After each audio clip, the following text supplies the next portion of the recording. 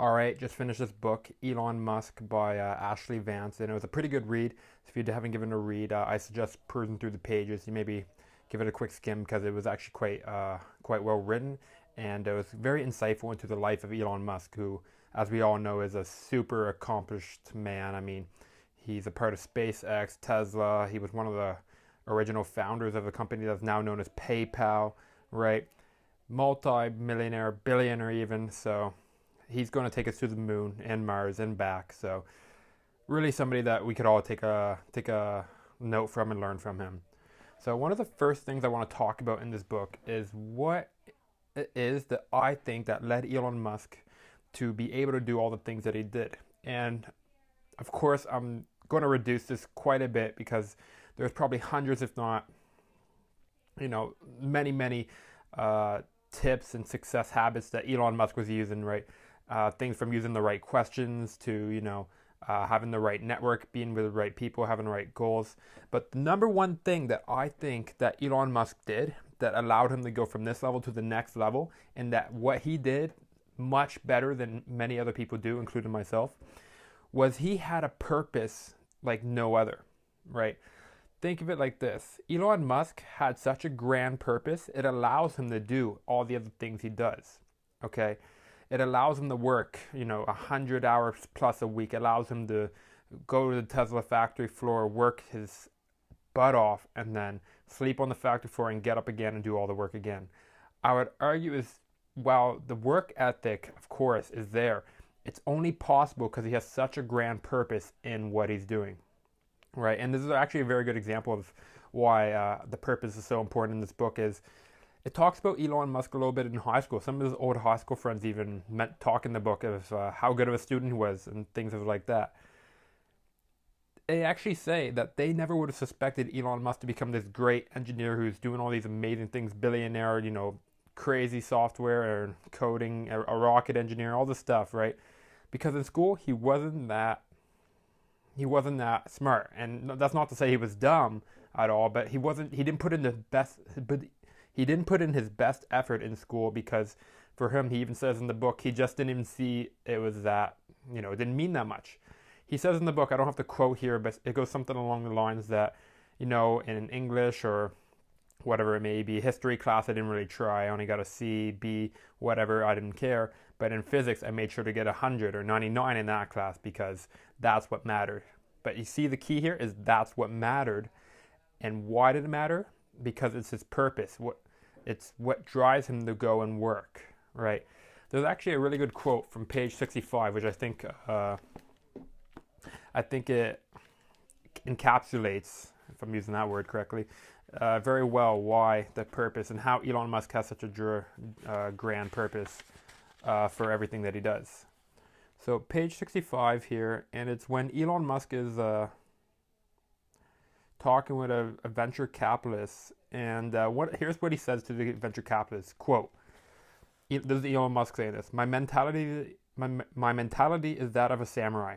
I would rather commit seppuku than fail.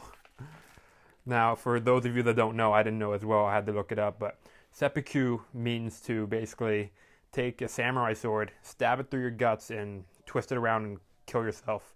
Generally, it was done because samurais would lose their honor. Maybe they'd be defeated in battle and not die, or anything that would deface their honor to a great level, they would commit seppuku.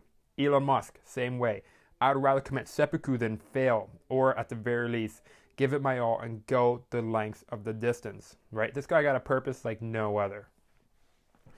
So it's great and all to know that what drove Elon Musk, right? That he had such a grand purpose, but it's a lot harder to actually achieve the purpose, or especially at the level that this man has it, for ourselves, right? In the book, he talks a little bit about how he got his purpose, and it's the most Elon Muskian thing ever. It's basically, he was young, I think he was like 14, 15, and he was contemplating the life as you do when you're young.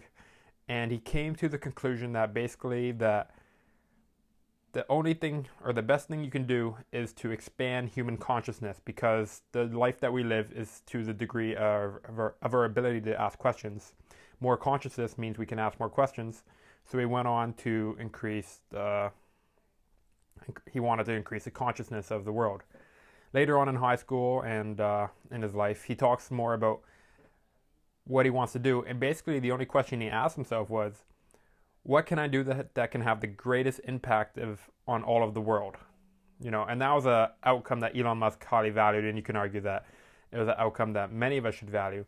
But in truth, a lot of us are a little bit more self-centered and more, narcissistic. And while that's not necessarily a good thing, it's more realistic, and it's not always necessarily a bad thing, especially if you can pair it off with a little bit of a more altruistic goal and help society as a whole while you're getting your own self-interest. So what I did is I decided to, I read The One Thing. I don't know if you saw my book review before, and I kind of linked it, because in The One Thing they talk about how to get your purpose. So this is really what we want for Elon Musk. And what you have to do is basically you have to find an intersection between three things, right? Number one is, and you can do this activity for yourself, is what you want to do is you're going to want to jot down, think of all the activities that you enjoy doing, right? Don't kind of filter them, just kind of go really quickly. Whether it's like playing basketball, I like coding, I like reading, I like playing video games, I like, whatever it is. Maybe I like eating sushi, I like cooking, just go through them all.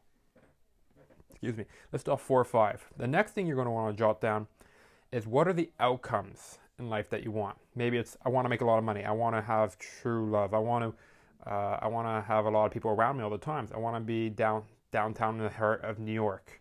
I want to help kids get educated. Whatever the outcome you want is.